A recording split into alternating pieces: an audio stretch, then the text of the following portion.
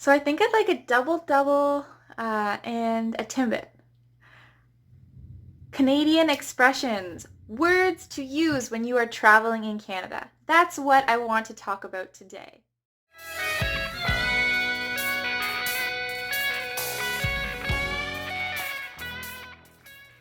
So you're going to a coffee shop, you want to order a coffee. A typical coffee that people order here is a double double, 2 creams and 2 sugars. So you could go to the coffee shop, for example, Tim Hortons. Tim Hortons is a common coffee shop in Canada, and you could say, "Can I have a double double?" Okay, double double, that's all you need to say. You don't have to say anything else. People will know what you mean. Also, if you are going to have a donut, we have these small donuts. They're called donut holes in other places. We call them Timbits. Actually, Tim Hortons, the brand that I just talked about, they call them Timbits, and we know them as Timbits. Loonies and toonies. So a loonie is the dollar coin and a toonie is the $2 coin. Loonie is called a loonie because it has a loon on it. A loon is a bird that is typical to Canada. I want to talk also about beer. So in Canada, if you are going to order a case of beer, you're going to ask for a 2-4. A 2-4 is a case of 24 bottles of beer, but we call it a 2-4, which is kind of funny. A common beer to try when you come to Canada is Moosehead. Moosehead is my dad's favorite beer, but it's also a beer that is great to talk about because it has moose in the title. I'm going to put a picture of a moose here.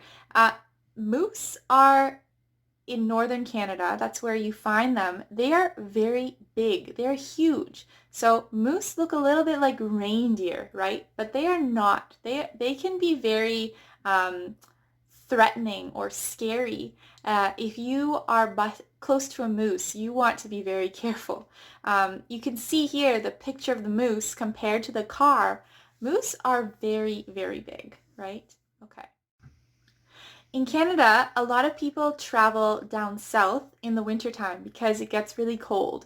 We call those people snowbirds.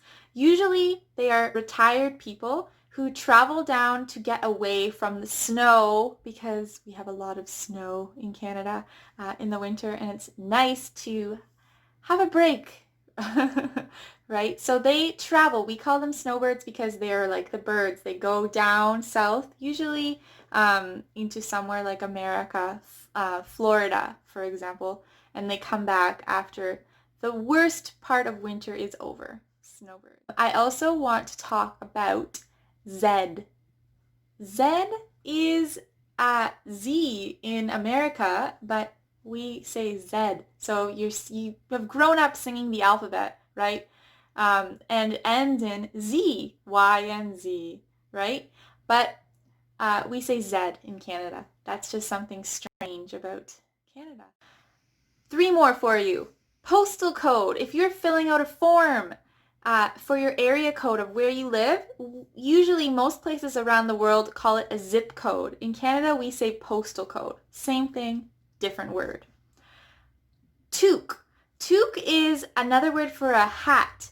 And it's usually a hat that you wear in the wintertime, a toque, right?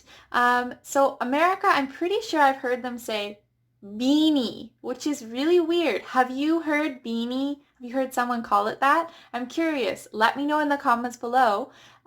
If you want to be safe everywhere in the world, you can just call it a hat. But sometimes, maybe when you're in Canada in the winter, you might hear the word toque.